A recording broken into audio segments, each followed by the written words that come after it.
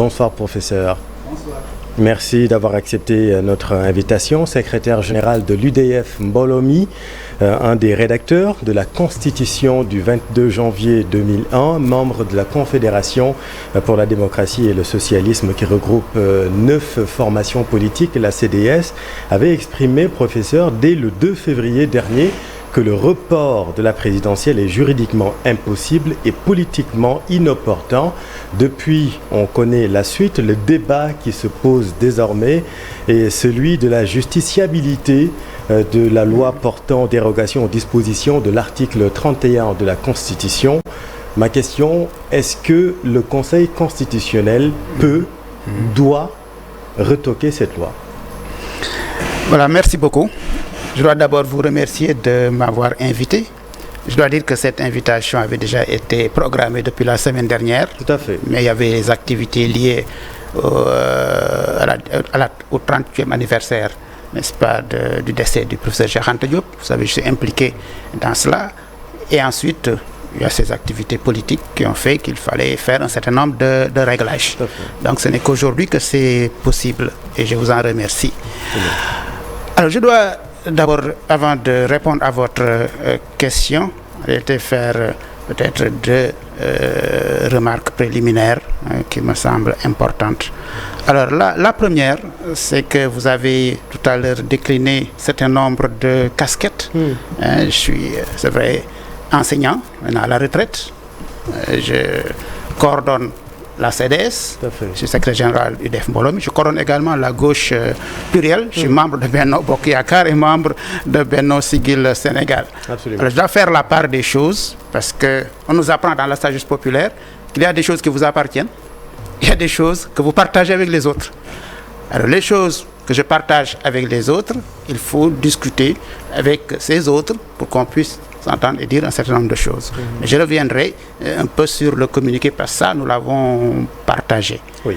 Alors la deuxième chose que je voudrais dire, c'est que depuis un certain temps, je n'intervenais plus sur les questions juridiques. Délibérément. Parce qu'au Sénégal, à un certain moment donné, tout le monde est juriste. Chacun intervient, dit ce qu'il veut.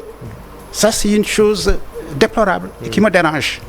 Parce que j'ai fait quand même plus de 40 ans à l'université à apprendre le droit et ça me dérange vraiment qu'on banalise le droit à ce niveau. On est même arrivé à un moment donné où les gens disaient le droit c'est rien du tout. Même nos collègues des mathématiciens et autres nous chahutent un peu, nous disant bon le droit, etc. Parce qu'on a tout ramené à des questions d'interprétation, ce qui est faux. C'est important de s'arrêter là-dessus et avant d'en venir à notre question de fond. Vous pensez que le droit a été banalisé finalement? Oui, c'était banalisé. À un certain moment, on a pensé que c'était à chacun son interprétation. Et ça, c'est grave. Pour un pays, voilà, en fonction bien sûr de la couleur politique. Et ça, c'est grave.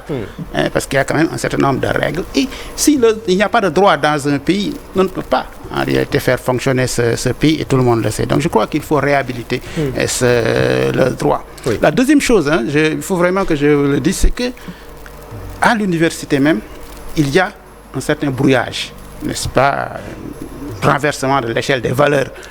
Bon, les jeunes ne respectent plus les anciens, ne respectent plus leurs maîtres. Et ça pose problème. Vous voyez les maîtres qui interviennent, d'autres qui n'ont ni la compétence ni l'autorité interviennent pour dire un certain nombre de choses. Ça aussi, il faut qu'on y revienne. Parce que si on veut avoir un pays organisé, il faut qu'un certain nombre de normes soient respectées. Et j'ai l'impression qu'on est un pays anormé. Par exemple, ce collectif des universitaires pour la démocratie, est-ce que vous parlez de ces jeunes-là ou Non, je parle de façon générale, parce que je ne savais même pas qu'il y avait ce collectif-là. Tout à fait. Mais je dois dire d'ailleurs que tous les jeunes collègues qui interviennent, j'ai été soit leur enseignant, j'ai bien tous, y compris le ministre des Affaires étrangères. J'ai été soit leur enseignant, soit j'aurais pu être leur enseignant. Le professeur Ismaël Madior. Oui, bien sûr. Beaucoup d'autres. Tout à fait. Voilà, beaucoup d'autres. Je l'ai cité parce qu'on l'a mis en exergue. Voilà. Alors, pour dire que moi, je suis à l'université depuis très longtemps, il y a donc des choses. C'est pourquoi je m'étais mis en retrait. Parce que je me disais que je ne comprends plus rien à ce qui se passe dans notre société. Mais depuis un certain temps, je subis un certain nombre de pressions. La famille, les amis, politiques me disent mais il faut parler. Il faut parler. Parce que même pendant toute la période où on discutait du troisième mandat du président, les gens venaient, pression, la presse m'appelait tout le temps. C'est vrai. Voilà, j'ai décliné, mais je l'ai même décliné ici. Oui. Parce que je disais que ce n'était pas le moment, et je crois que j'ai eu raison. Mais cette fois-ci, tout le monde pose des questions et on va devant des difficultés insurmontables. La situation est très, très, très grave. Oui. Très, très, très grave, il faut qu'on le dise, et pleine de dangers, pleine d'incertitudes pour un pays comme celui-là. Tout à l'heure, d'anciens chefs d'État ont pris la parole. Absolument. Je n'étais même pas au courant. Et le fait est rare. Et ça montre que la situation est grave, qu'il ne faut pas banaliser cette situation, qu'il ne faut pas mettre toujours en avant les intérêts particuliers, privés, au-dessus de l'intérêt de notre pays, parce que le problème, c'est la survie de notre pays. Et je voudrais vraiment dire cela pour démarrer. Tout à fait. Maintenant, sur cette question, il y a beaucoup d'interprétations. Venons-en à notre affaire. Voilà. Oui. Alors maintenant, je vais commencer par le commencement. Lorsque les auteurs de la loi ont fait la proposition, il y a des discussions, ils ont dit oui. En réalité, nous ne faisons qu'une dérogation au texte constitutionnel, dérogation transitoire qui va disparaître à un certain moment donné. Alors, je dois dire que la dérogation à la Constitution existe. D'accord. Mais ce n'est pas une alternative à la révision. Ce n'est qu'une modalité de révision. Le juge constitutionnel, dans une de ses décisions rendues en 2006, à propos de la prorogation des mandats des députés, dit clairement que le pouvoir constituant est souverain. Que ce pouvoir constituant peut abroger, modifier ou compléter le texte constitutionnel, qu'il peut également ajouter des dispositions qui peuvent déroger à des règles et à des principes à valeur constitutionnelle. À partir de ce moment-là, on peut considérer que cette notion de dérogation qu'ils ont utilisée peut le fonder en droit. Mais je vais revenir tout à l'heure sur la question de fond, l'impact de cette dérogation sur la structure, n'est-ce pas, et sur l'intangibilité c'est ça, du mandat présidentiel. Je vais y revenir tout à l'heure.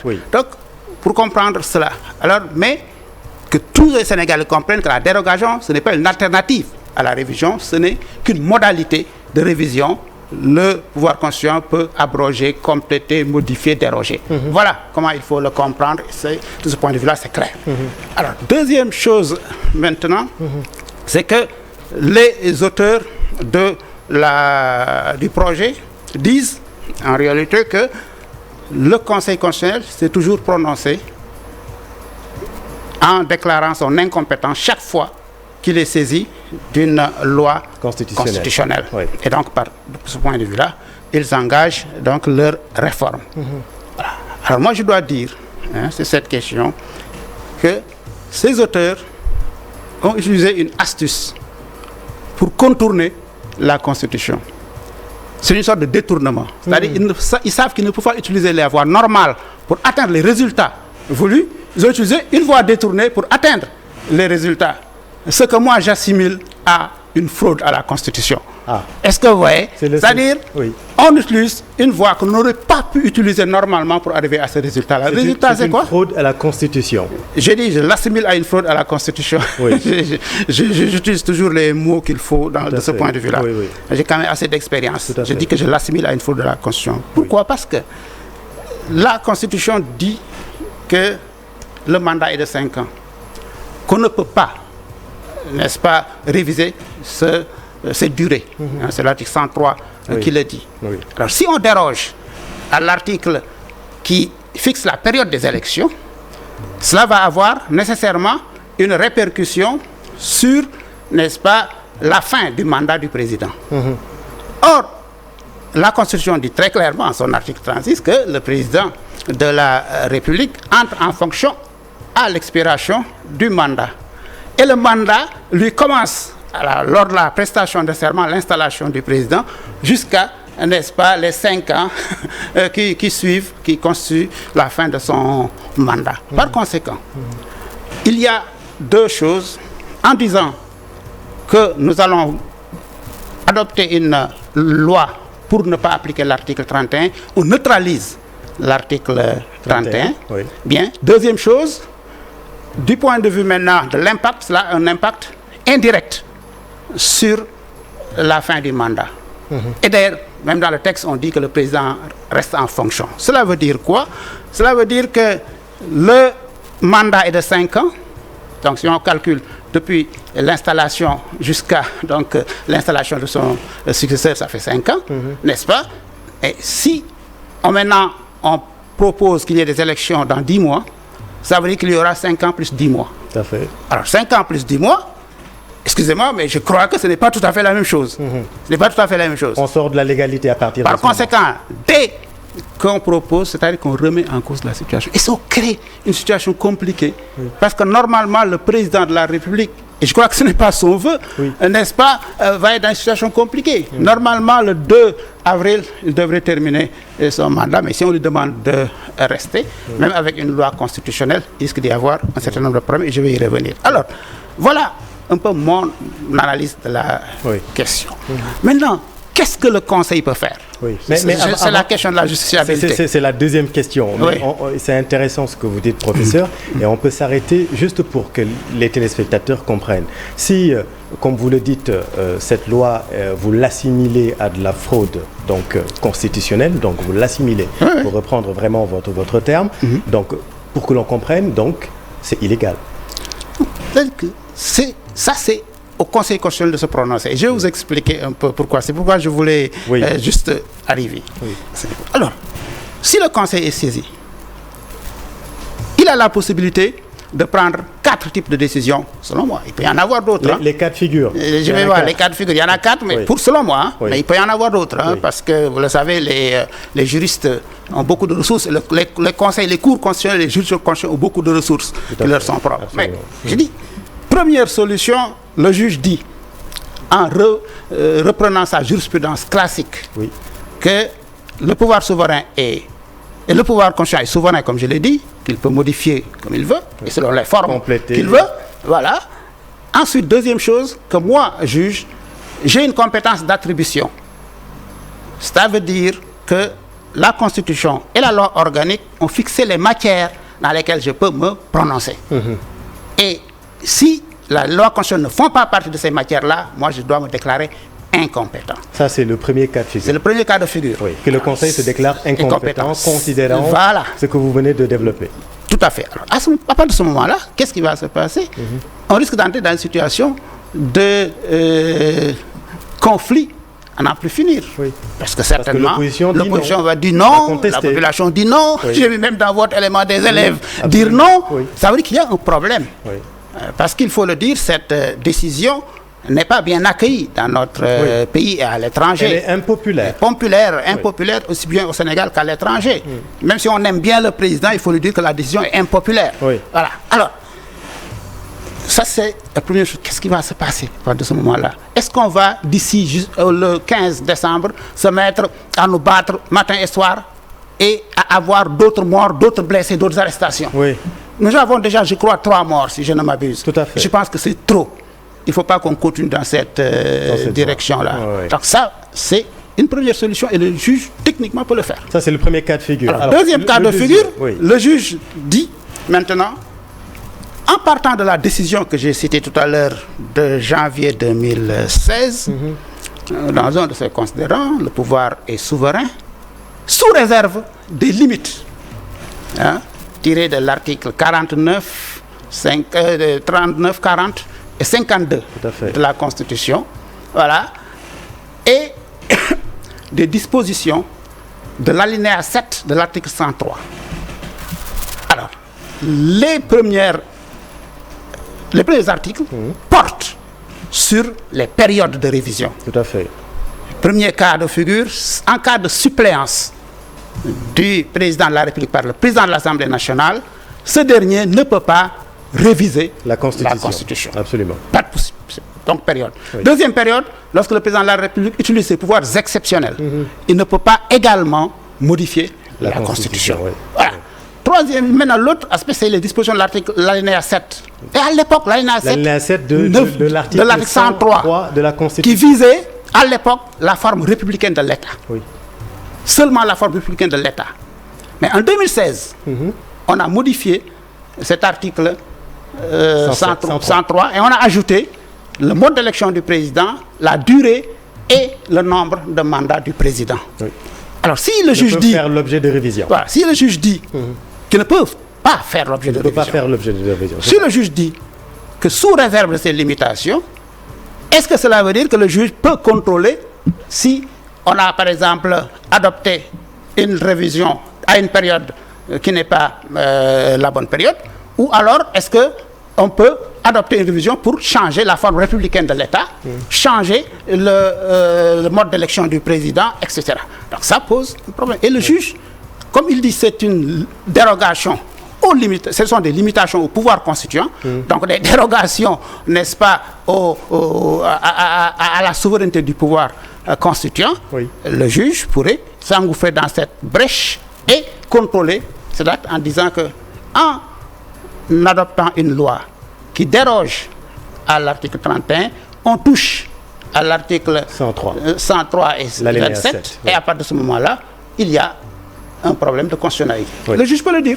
Et la loi peut être retoquée sur cette base. Bien sûr. À ce moment-là, on renvoie la loi à l'Assemblée nationale. Ça, c'est le deuxième cas de figure. Alors maintenant, troisième cas de figure. Le premier, c'était oui, le deuxième non. Oui. Troisième cas de figure, c'est oui mais, et le quatrième non mais.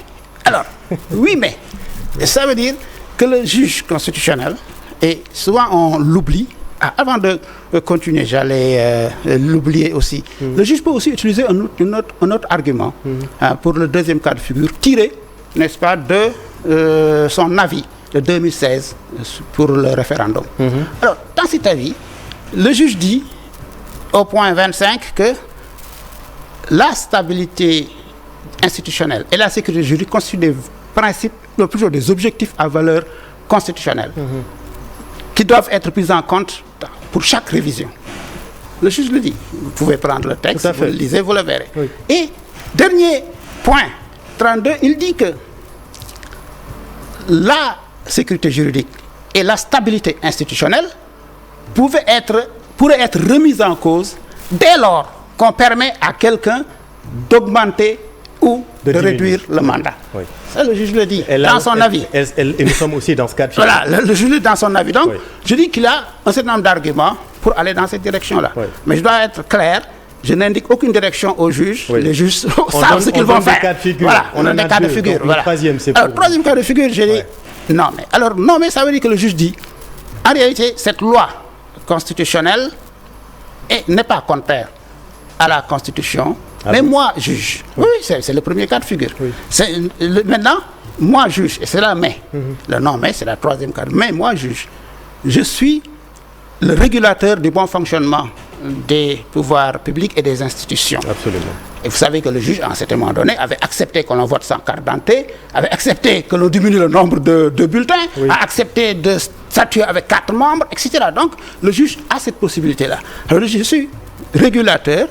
Par conséquent, je considère que le report, je ne peux peut-être pas contrôler les motifs de ce report, mais je peux contrôler les modalités du report. Est-ce que le fait de reporter de 10 mois ne constitue pas une sorte de violation de droit d'un certain nombre de personnes? Par exemple, les candidats qui étaient retenus pour avoir leurs droits en fait remis en cause, et peut-être d'autres également, et de demander ou de proposer un aménagement. Donc c'est tout à fait possible.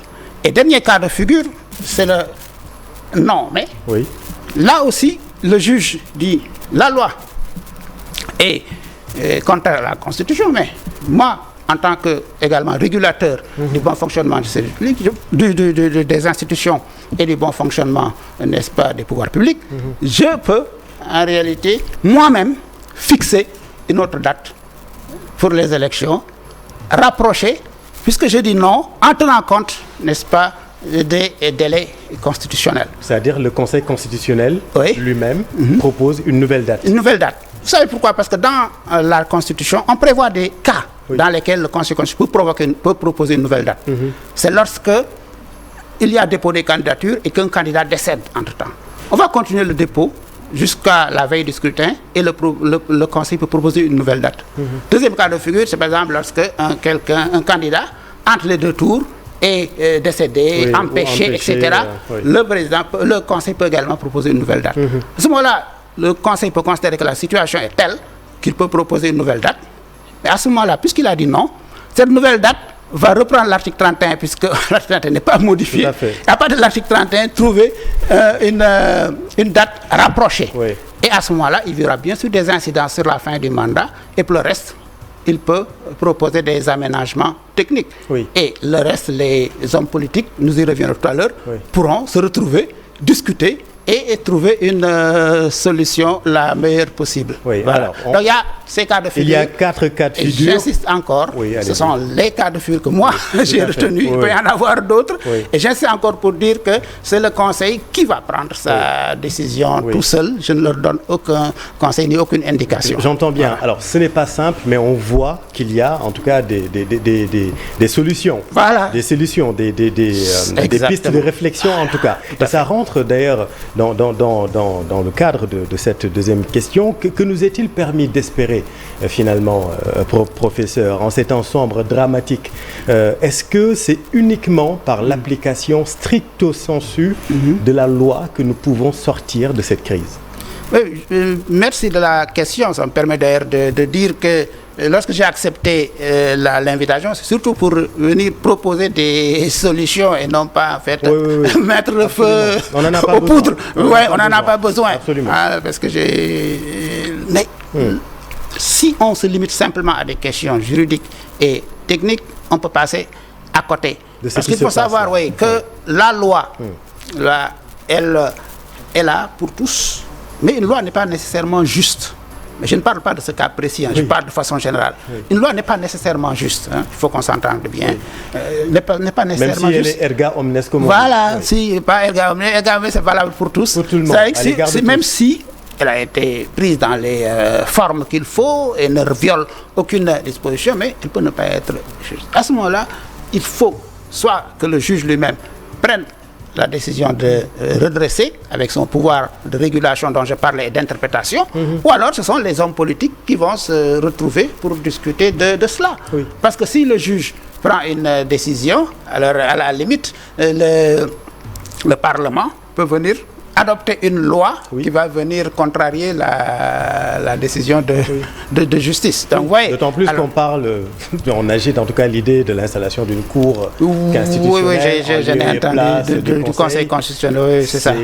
Ça peut aller dans ce sens. Mais en tout cas, ce que je veux dire, c'est que si on commence à déstabiliser les institutions, si on commence à faire en sorte que les décisions du Conseil constitutionnel ne sont plus respectées, on va vers le chaos. Vous savez, dans beaucoup de pays, il y a des problèmes, des discussions, des batailles, des bagarres, mais dès que le Conseil constitutionnel ou la juridiction constitutionnelle se prononce, tout le monde accepte. Je crois qu'on doit aller dans cette et l'application stricte sensu de la loi, dès lors qu'on dit que les décisions du Conseil constitutionnel ne sont susceptibles d'aucune voie de recours. Oui, mais sauf ce qu'on a vu récemment, c'est quand même sauf pour dire cette fois-ci, ce n'est pas encore dans ce cas-là que de façon générale que les juridictions constitutionnelles ont un rôle politique, un rôle d'arbitrage, n'est-ce pas, du jeu politique, et que ce qui veut dire que dans certains cas, elles peuvent prendre des décisions qui dépassent le strict respect des règles juridiques. Ça, c'est juste le pour régulateur dire que, même social. C'est ça pour dire que ce n'est pas seulement le respect strict des règles juridiques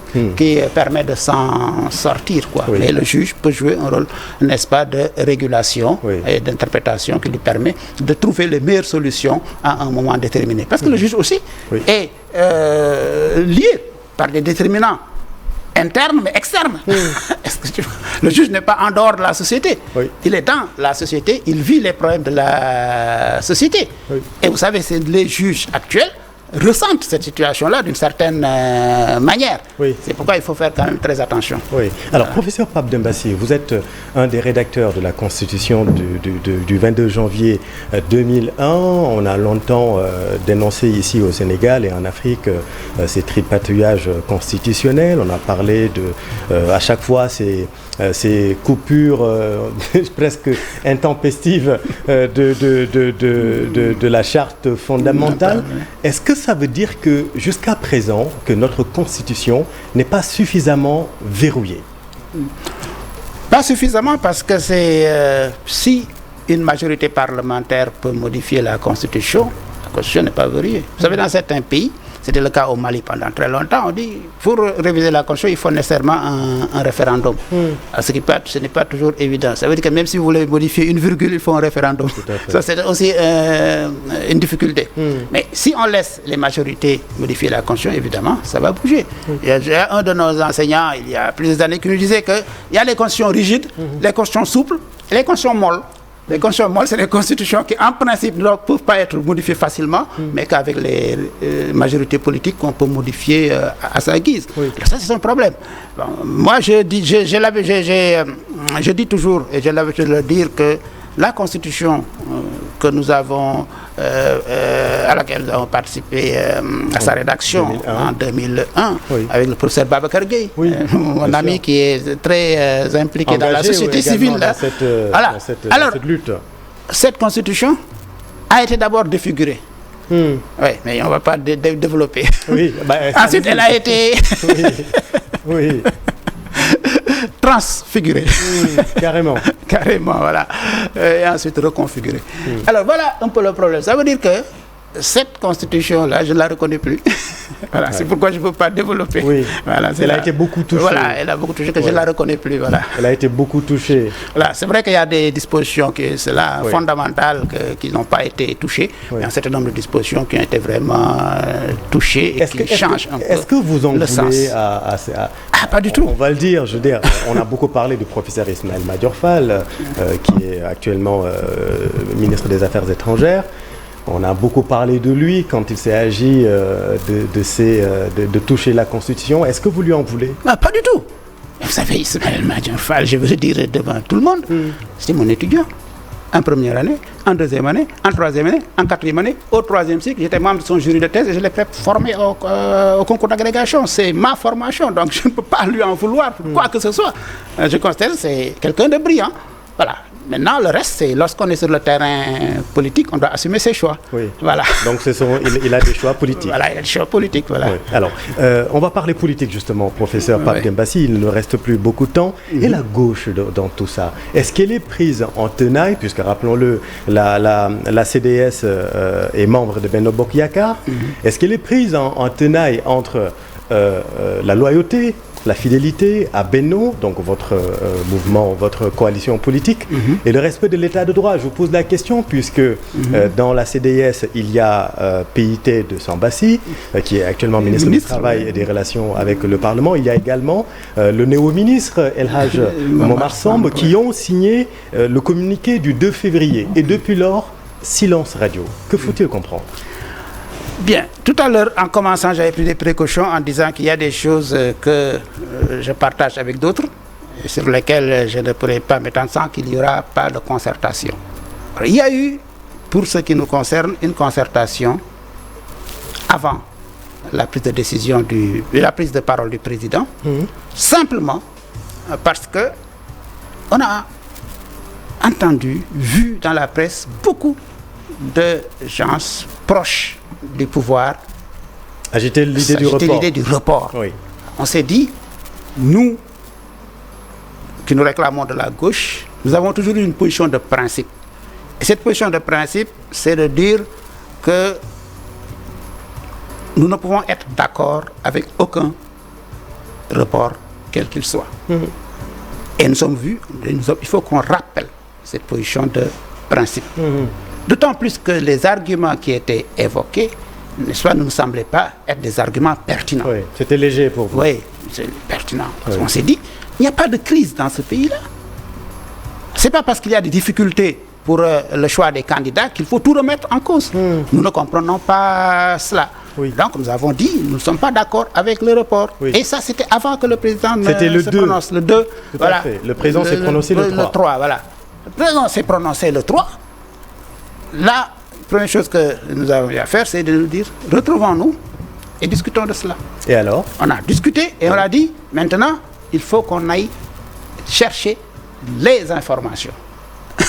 Il faut qu'on ait toutes les informations. Est-ce que vous les avez? On est en train de collecter toutes les informations. Ça, c'est une chose, c'est la phase dans laquelle nous nous trouvons. Et l'autre phase, c'est que le dis tout le temps, parce qu'au niveau de la presse, c'est normal. Hein? Oui. La presse, bon, on prend des raccourcis. Nous aussi, on cherche des infos. Voilà. Mais vous prenez des raccourcis. Prenez des raccourcis.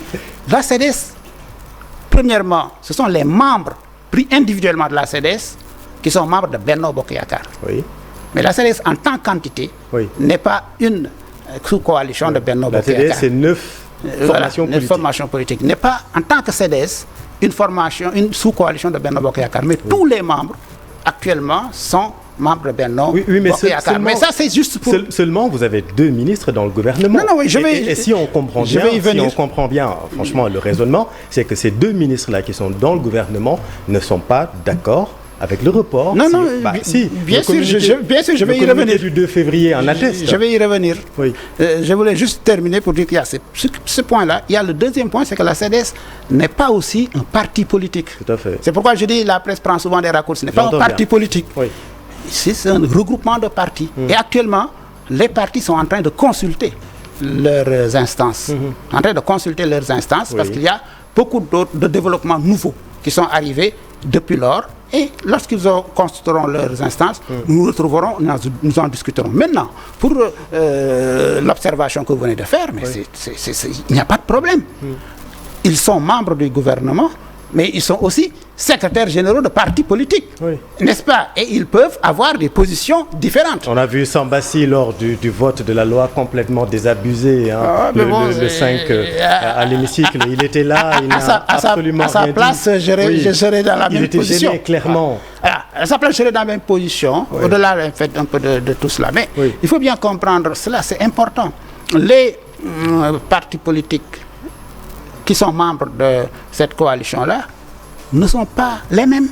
Nous sommes différents. Et je dois dire que le président lui-même le sait. Il dit que dans Benno, il y a la gauche qui a ses particularités. Et il doit tenir compte de ces particularités-là. Les particularités, c'est ça. Si nous avons des positions de principe, il faut qu'on les exprime devant tout le monde. Mais quand est-ce que vous allez vous exprimer clairement, puisque bon, vous l'avez fait. Ce n'est pas si clair que ça. Antérieurement, mais aujourd'hui, vous parlez au nom du secrétaire général de l'UDF Molomi, si je comprends bien. Mais après, il y a la coalition, il y a la CDS. Est-ce que vous envisagez de reprendre la parole publiquement pour vous exprimer sur ce sujet-là? Oui, j'ai essayé de le dire. J'ai essayé de dire tout à l'heure que les partis vont se réunir. Chacun son instance, et ensuite on va se retrouver pour dire très concrètement. Parce que souvent, comme je dis, on prend souvent des raccourcis, on se dit oui, quand est-ce qu'ils vont sortir de Benno? Voilà. Mais tout cela sont des questions sur lesquelles nous ne sommes pas encore prononcés. Vous vous rappelez de la fameuse phrase de Jean-Pierre Chevènement. Un ministre, on va le dire poliment, ça se tait ou ça démissionne. C'est en France. Ça, c'est en France. Ici ça, c'est en France. Ce n'est pas valable. Vous n'avez pas vu si on n'est pas d'accord, on peut rester au gouvernement. C'est le cas de Sambassi et El Hadj Momar Sow. Vous n'avez pas vu d'autres ministres en dehors de ces deux-là prendre des positions contraires et le dire publiquement? Vous le savez très bien, vous le savez. Je ne cite personne. Moi, je n'ai pas l'habitude de citer les gens, je ne cite pas. Non, ça c'est c'est mon éducation. Je ne cite personne. Vous le savez. Vous savez très bien. Les gens sont là en train de parler, qui sont membres du parti au pouvoir. Alors donc, il ne faut pas... Il y en a qui ont démissionné. Eva Marie Kolsek a démissionné. Le secrétaire général également, Abdelatif Coulibaly, a démissionné. Je n'appelle pas à la démission, mais juste pour qu'on ait une position claire et nette, puisque quand même, le communiqué du 2 février est sans équivoque. Et après, quand on n'a plus personne au bout du fil, c'est quand même compliqué. Non, mais je voulais expliquer. C'est ça. Si vous nous prenez comme un parti politique, alors là, c'est compliqué. Mais si vous prenez comme pour ce que nous sommes, ce ne sera pas compliqué. Ce que nous sommes, je vous l'ai dit, d'ici le week-end, les partis vont se prononcer. Il y a des instances qui ont été convoquées, les 17, 18. Et après, nous allons maintenant nous retrouver, parce que chaque parti va dégager sa position. Nous allons maintenant nous retrouver et vérifier si on peut avoir une position commune sur la question. Parce que la Confédération, encore il faut le savoir, c'est qu'on a ensemble, n'est-ce pas, un certain nombre, n'est-ce pas, de domaines communs dans lesquels nous intervenons, et il y a des domaines qui sont propres, qui appartiennent aux partis politiques. Voilà, c'est comme ça qu'il faut le comprendre. Et c'est pourquoi je dis, vous êtes pressés, mais attendez un moment, et on veut juste comprendre. Oui, j'ai compris. Dernière question, professeur Pape Dembassi, sur quand même la sortie des anciens présidents Abdou Diouf et Abdoulaye Wade. Vous avez lu le communiqué, peut-être. Je le disais tout à l'heure à l'entame de cette émission, le moment est rare et cela témoigne également de la gravité du temps que nous vivons. Qu'est-ce qu'il faut comprendre? Qu'est-ce qu'il faut faire? Le dialogue national, est-ce que, d'ailleurs, les partis de gauche vont y aller pour pacifier tout cela et sortir de cette crise? Oui, vous savez, nous sommes tous inquiets. Tous. Et les chefs d'État qui viennent d'intervenir sont inquiets aussi pour le devenir de ce pays. C'est pourquoi d'ailleurs, moi, je suis très sensible à ce qu'ils viennent de faire. C'est pour dire aux gens, mais attention, vous n'êtes pas seul sur le terrain politique. Vous avez tout un État. Et dans cet État, vous avez des chefs religieux, vous avez des chefs traditionnels, vous avez des syndicats, des organisations de la société civile, vous avez toutes sortes de personnes, n'est-ce pas, qui sont concernées par ce qui est en train de se faire. Est-ce que nous avons, nous, le droit, n'est-ce pas, de rendre notre pays complètement ingouvernable? Complètement ingouvernable. Et d'ailleurs, beaucoup de gens agitent des choses, n'est-ce pas, qui peuvent être assez graves pour notre pays. Et ça fait des appels publics. Alors ça, ce n'est pas une bonne chose. Je crois qu'il faut que nous essayons de maintenir et de conserver notre modèle démocratique, quel que soit la situation. C'est pourquoi je pense que c'est quelque chose d'extrêmement important ce qu'ils sont en train de faire. Mais il faut aussi que les autres segments qui sont importants plutôt dans la société puissent intervenir dans cette affaire-là et discuter. Parce que je vais vous dire une chose. Vous parlez de qui? Non, je parle des segments religieux dans toute obédience confondue, etc. Tous ceux qui ont une voix qui porte. Voilà. Et je voulais dire, justement, vous savez, lorsqu'on est dans une situation comme celle-là, on se pose des questions sérieuses. Si, supposons, le Conseil constitutionnel dit que cette loi est contraire à la Constitution, est-ce que vous pensez qu'on peut aller aux élections le 25? Est-ce que vraiment vous le pensez? Ben non, puisque le décret qui convoque... Voilà, c'est ça. Non seulement le décret, n'est-ce pas, abrogé, mais ensuite, il restera que quelques jours de campagne électorale pour y aller. Et qu'au 2 avril, l'exécutif n'aura plus de chef. Alors, qu'est-ce qu'il faut faire? Est-ce qu'il faut continuer à se battre dans la rue? Bien, il faut se parler.